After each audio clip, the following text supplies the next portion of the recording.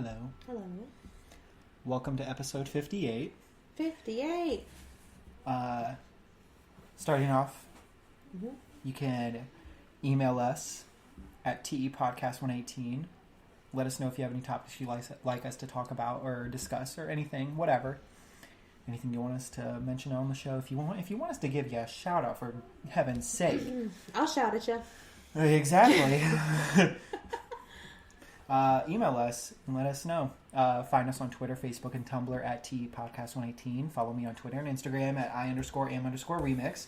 And you can follow me on Twitter at Mimi_Bertolini and Instagram at Yannick_youth, and Snapchat is Erin_Bertolini. And if you tuned into this episode to hear some cat/animal advice, you tuned into the right episode. This is the one. This is the one. Erin, you're very well knowledged.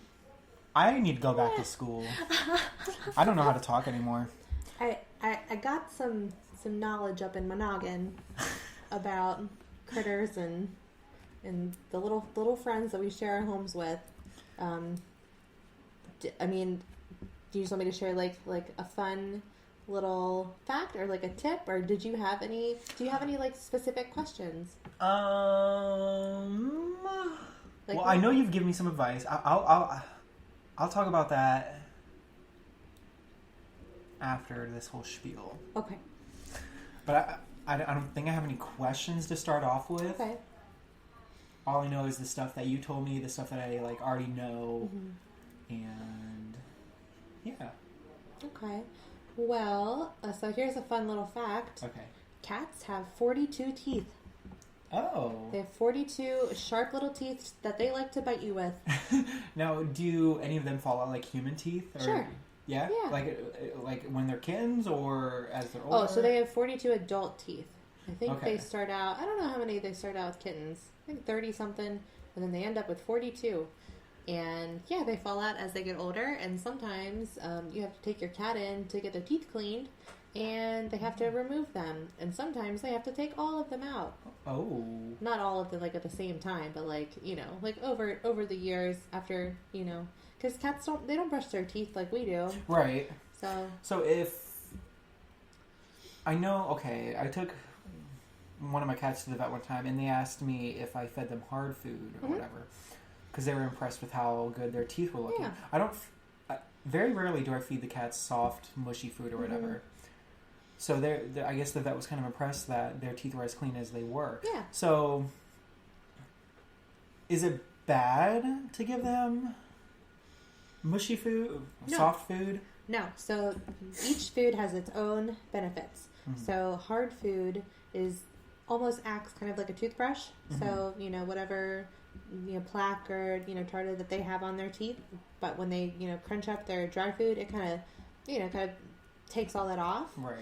Wet food has the potential to pack on like plaque and tartar, but at the same time, wet food has a lot of really important like moisture, and it just helps to keep them hydrated, because cats are notorious for not drinking enough water, which leads to like kidney issues and UTIs, and like bladder problems. So that's a good way to just help them stay hydrated, is to feed wet food, but at the same time it's kind of harming their teeth. So a good balance is to just feed some of both. Okay.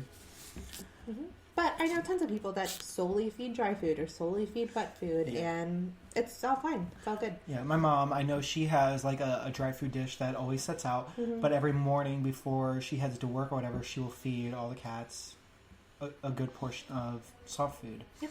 I give them wet food for dinner every night. Okay. They lose their frickin' minds over it. I don't know if you have to like pay attention to this, but is there like a certain type of ingredient or a certain type of soft food that's highly recommended for? Because I know there's like chicken and cheese or whatever, and then there's turkey and gravy and... Nah, I don't think it really matters. It's just whatever your cat likes. His cats are picky little bitches, and like Navi only likes fish stuff. Okay. So she likes like whitefish and shrimp and salmon. And Aber's a garbage gremlin, and he doesn't care. So he'll eat anything. So it's really just whatever your cat likes to eat. And there's, cats are so picky. So, there's different flavors and textures and, different canned food will give off different, aromas, obviously. But, right. it's all... Oh, God. It's a whole can of worms. No, see, since I hardly ever feed my cats wet food or soft food, it's it's hard for me to keep track of what they like. So I get, one of those variety packs, and it's like a gamble. Do you like this or do you not? Yeah. Here it is, just in case. I remember asking you a couple weeks ago about declawing cats. Mm-hmm. So give me a little bit more info on that. Okay, so I feel like these days the majority of people are very much against it. Mm-hmm. And I totally get it. It's it's for the most part I think really unnecessary.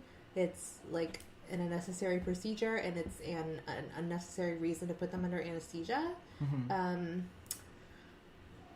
And so they have totally redid the way that they actually do the declaws. Before it was kind of graphic and brutal, where they would just take the first joint of the little finger basically and just clip it off, and that's that's kind of, it just makes you kind of cringe a little bit. Mm-hmm. It's not pleasant. But now we have totally modernized it to where instead of just basically just clipping that off, they take a little laser and they just kind of go just right around the nail itself. And they cauterize, the blood vessels and the nerve endings, so that, there's not as much pain during recovery. They heal a lot faster, and it's just basically a much, much, much more humane way of doing it. And I think if you're gonna have a cat, just be prepared for claws, Right. Be prepared for claws. It's just part of the cat. But there are some instances where I think it's, in either the cat's best interest or yours, if you have a medical problem where you a blood disorder where you can't get a scratch or else you'll bleed a lot, or in my case, Abra was hurting himself. He was shredding parts of his body because of his anxiety. And we got the anxiety under control, but then my boss, a vet, said, well, why don't we take his claws just in case? So we did it, and he doesn't care. He doesn't even know that they're gone, and he has these real cute little flappy little feet. So I feel listeners, I might get some flack for that, but it is what it is. Don't at her. I think, yeah. You can totally at me.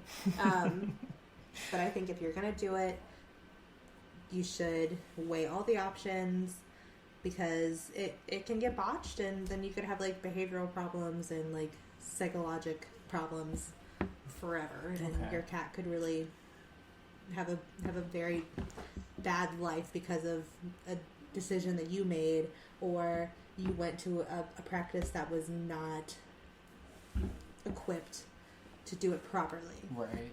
So that is that. Now, it's a lot of words. When I asked you about declawing, you suggested it would be best for, it was specifically for Fontella. It would be best to not declaw her because of the weight that she would put down on her paws after, and the recovery process of it, I'm sure. So she's a big girl. And obviously when you're walking, you're putting all your weight on your feet. So I think that would really, really hurt. So the best time if you're gonna declaw your cat is to do it when they're babies. Okay. They have, not as much, weight on their feet, and I think they just recover a lot quicker and easier when you do it, just like a spay or a neuter. Do it when they're young. But yeah, so I did it with Abra. He was, much, much, much smaller than he is now. I think he was probably close to 10 pounds when I did it, which for me is still pushing it. I think that's way too heavy to do it. I always say, do it when they're babies.